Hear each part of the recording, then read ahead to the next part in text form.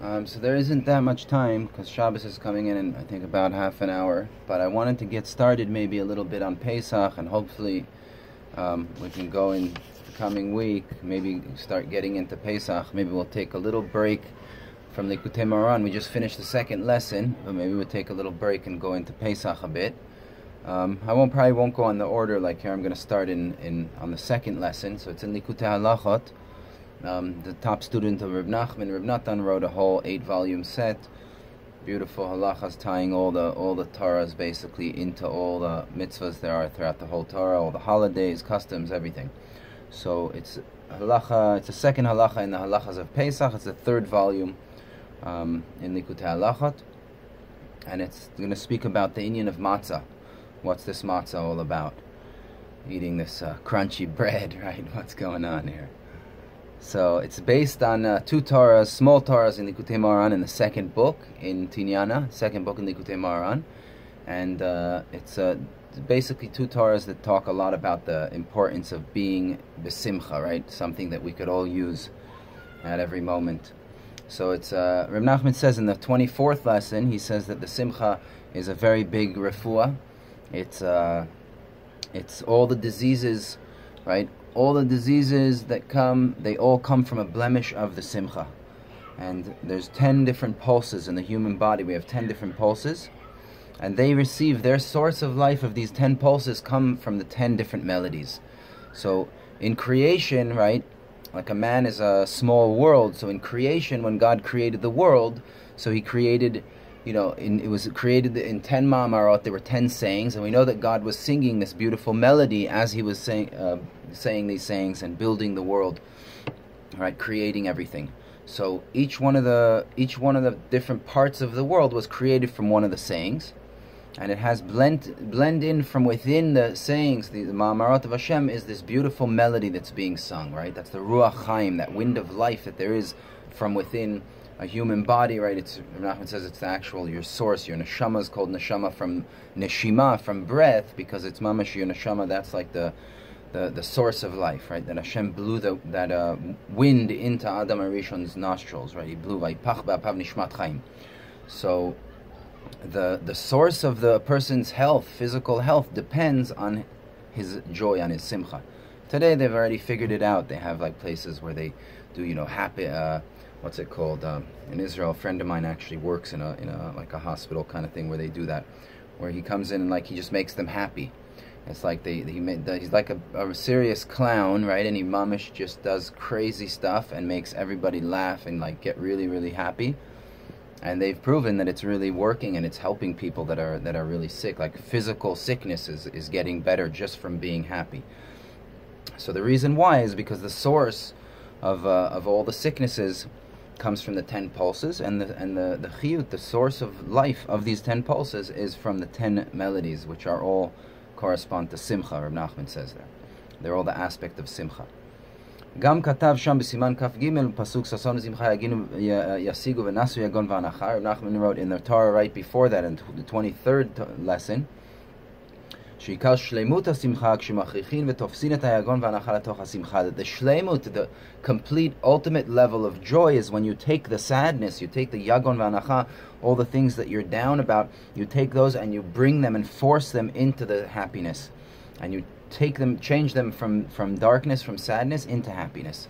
So this also, again, ties very strong to everything we've been learning up until now, because like we said, when a person doesn't judge himself properly, that's when he falls into sadness. When he's always bashing himself and looking at his bad, that's when he goes into depression and sadness, and through that, all the sickness starts coming onto him, physically and mentally. The other thing is taking the sin that a person did and finding from within the sin the nekudot tovot, and then just focusing on that. What you're doing is you're taking all that darkness, all that sadness, right, all the bad, and you're flipping it and turning it into a chariot of holiness. And that's exactly what Reb Nachman is saying you have to do over here with the joy. When a person is happy, right, so then what happens is the yagon v'anacha, the sadness, is standing on the side, right? Because when a person is in a state of joy, right, so obviously the yagon v'anacha, the sadness, is standing on the side, right, it's not there. Like, for example, if you're depressed and you're sitting at a wedding, and so that suddenly they grab you from the circle of dancing, they grab you and force you in, and you go around for 10 minutes. So at the time while you're dancing, you're in there, after a few minutes, you get out of you get into the joy.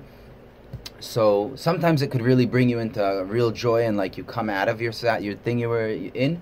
And sometimes you'll just, once you come out of the circle and go sit back in your place, you're right back to where you were. So while you were in the joy, in that circle of joy, the Yagon Vanacha, the sadness, was standing on the side. So that's one level, but Reb Nachman says that's not the Shleimut. The ultimate level is that a person actually takes that Yagon Vanacha and he flips it into Simcha, he turns it into Simcha.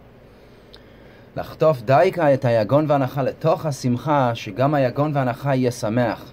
להפוך כל היגונות והנחות לשמחה. The ultimate level is that even the sadness, even the yagon v'anacha, the things that you're sad and depressed about, those things should turn into simcha. You should be happy because of those things.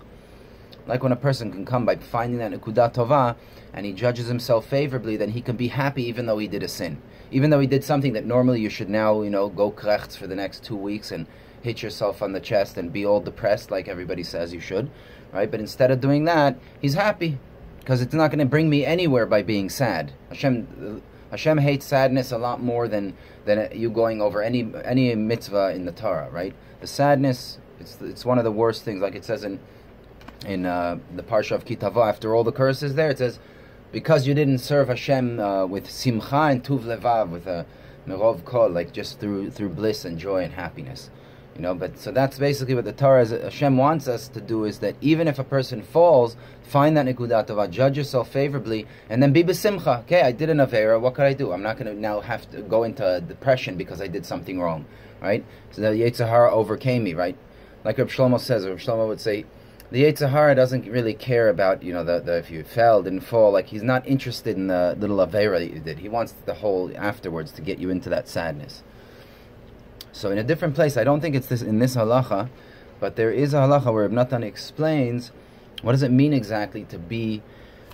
How do you take the yagon v'anacha, the sadness, let's say the avera that you did, how do you actually turn that into happiness? Meaning because of that you're happy? Like it doesn't make sense.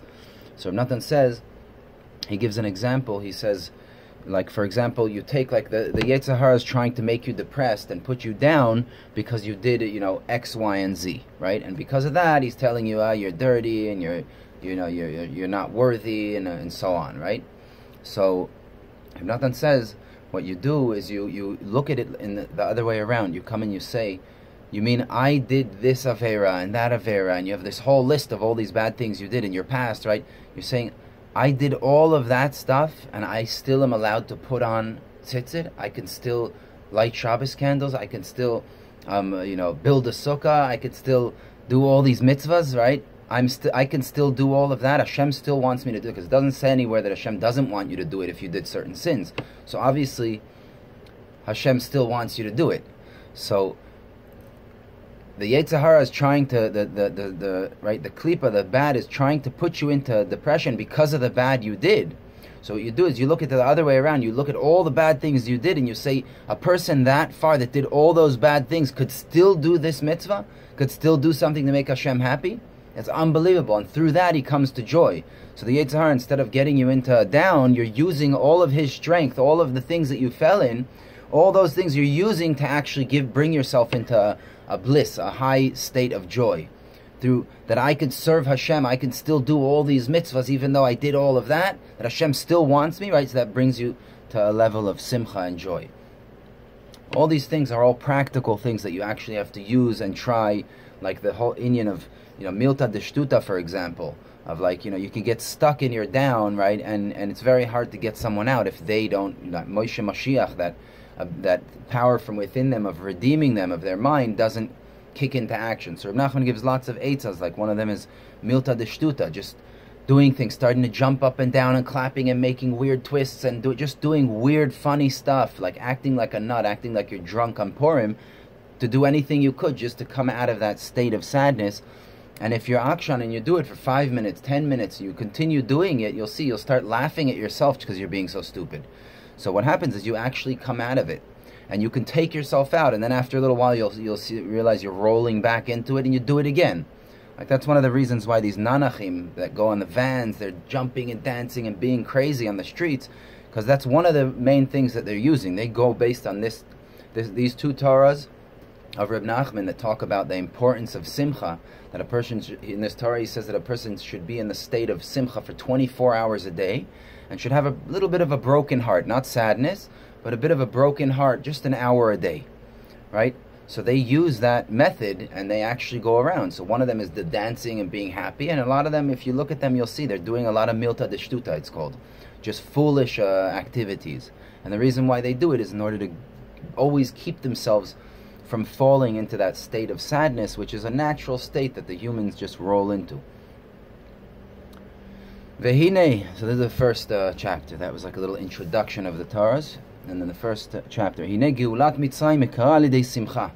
The redemption from a person's Egypt, from that state of darkness and depression in Egypt that we're all in, is all through joy, like it says, Ki simcha olam hacherut, the simcha, joy, happiness is the world of freedom. Like it says in Ishaya, Ki b'simcha tetzeu, that a person will come out of this Egypt and out of our first and last exile will come out through joy. V'ikar galut alidei atzvut. The main exile that the soul goes through is through sadness. Shu galut hashchina kivyachol, which is the exile of the Shechina, the exile of a person's little neshama that he has from within him. It's mamash in exile when a person's in sadness. V'agiula alidei simcha, and the redemption coming out of that is through joy. Bifrat galut Mitzrayim, shaya al ched adam harishon shechata be'etz hadat u'paga b'nitzotzei keri. Especially the first exile that we had, which was the exile of Mitzrayim, that we know was because of the sin of Adam Arishon that ate from the tree, and he blemished basically his nitzotzei keri, he blemished his mind. His mind got damaged. And then God, told him the curse was that you're going to eat your food, everything is going to come with sadness. So the main curse was sadness, that a person's going to be in his natural state because he has to go through this whole process of purifying the good and bad from within him, and purifying, doing this separation between good and bad throughout the whole creation in order to bring his livelihood and so on. Things don't come easy with clothes, with food. Everything needs to go through a process. Even taking gold, silver, all these things out of the mountains to make things, right? It's all a very difficult process, and this process comes naturally with just a sadness and a difficulty. And this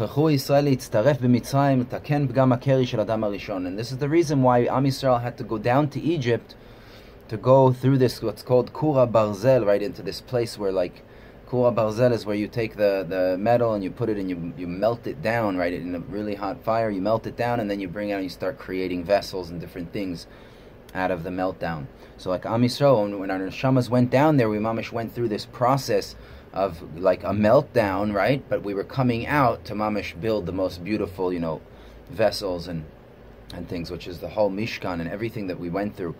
So a lot of beautiful, kelim and stuff came out of this process that we went through. And the reason why we had to go through it was all a fixing for this, basically a fixing for Adam Arishon's sin of going into this sadness, because he went against Hashem and ate from the fruit and whatever. It's a whole thing, but we won't get into Adam Arishon's sin right now.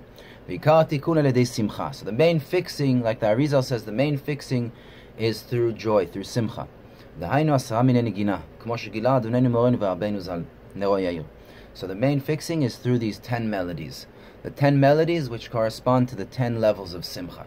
There's 10 different levels of simcha. Each one of them corresponds to one of the melodies in Tehillim, and each one of the melodies corresponds to one of the 10 pulses. So the fixing of this sadness, of this exile, all depends on this melody. Right? And this melody obviously is the melody that Mashiach is going to reveal. It's the melody we've been talking about a lot, of the tzaddik, the yud ke vav ke, that little yud, right? The yud is a numerical value of 10, so it corresponds to this whole looking at the positive and the nekudah of the tzaddik and justifying yourself and just looking at the good and the chesed of Hashem and the covenant and all that corresponds all.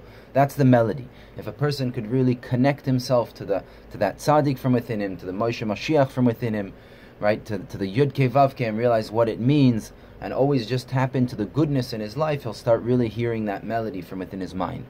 And when you hear that melody, it brings a joy and a simcha into your life, which will slowly get rid of that atzvus and the mental and physical sickness that most of the world is in. So like Reb Nachman put together these 10 different chapters of Tehillim, which is called the Tikkun HaKlali, that everybody reads, and they correspond to they're the aspect of these 10 melodies, which are fixing for Pagama Brit, for the sin of the Pagama Brit that people fall into. Because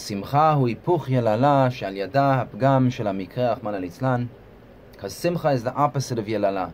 Right? When a person falls into Pagama Brit, when a person blemishes his mind by listening to that tape of the Rasha and always thinking of the negative and the bad, and he goes into that state of sadness, that's mamish the biggest blemish of the mind that a person could do. So fixing for that, Reb Nachman put together these 10 prakim of Tehillim, which correspond to the 10 melodies. And that's why it's a fixing for the Pagama Brit, the blemish of the mind. So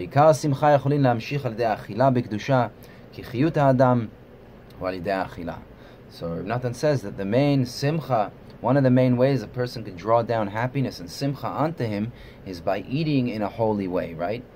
We know Shabbos food is holy, Pesach, matzah, right? All these things. When a person eats food in a holy way, because food is it's a very high thing, because it's a mediator between the body and the soul, right? That's why the food has from within it has the physical side and it has the spiritual. It has the nitzotzos, the sechel from within it, which is those little sparks of holiness, of godliness from within every physical thing. So the food that we eat, mamish, has those two powers from within it, that it has that chiyut, it draws that life to give life to the body and to the soul. So when a person can eat b'kedusha, he can draw lots of simcha through his eating itself. So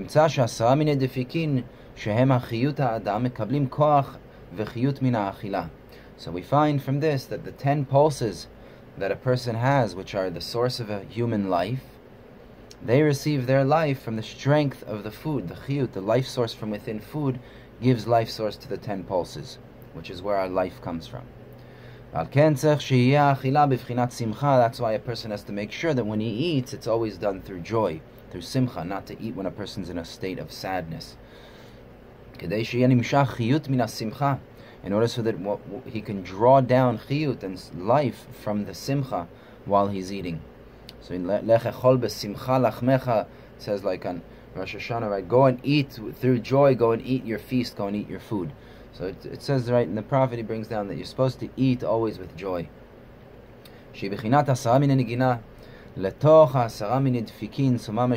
Right, so while a person's eating, the reason why he does it with simcha is because he's drawing down. The simcha corresponds to those 10 melodies, and he's drawing down into the 10 pulses, right?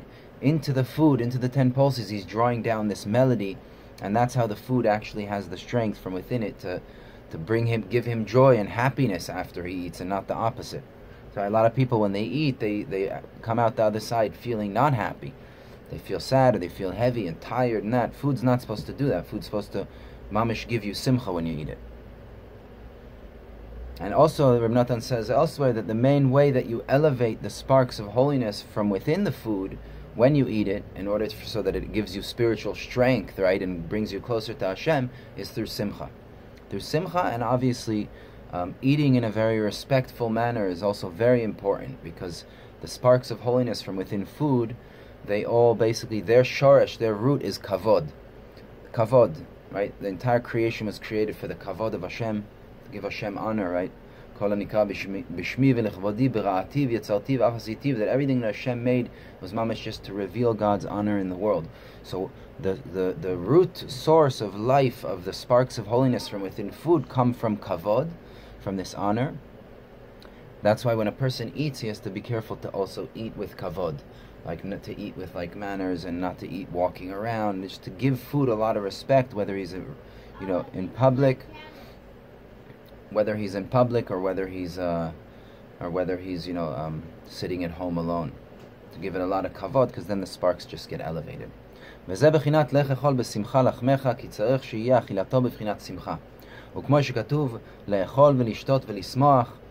it says, to eat and to drink and to be happy. Because the main simcha comes through eating and drinking. And we see that also, like when you do a party, you invite people over, right? It'd be a little bit awkward to not, bring out anything to eat or drink. That's what brings joy.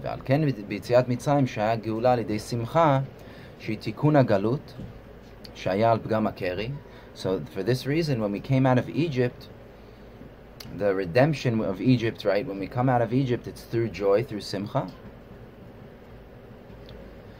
Which is, we said, the simcha, the joy, is the fixing of the exile. That was because of this blemish of Adam Arishon, right? The Pagam Brit, the blemish of his mind. Al ken nitztavu Yisrael al achila b'kedusha b'vchinat simcha. For this reason, when we came out, Hashem commanded us that we should eat in a holy way, meaning we should eat our food through simcha. Anyhow, the kids are playing basketball. I gotta run. Shabbos is coming in. Have a great Shabbos.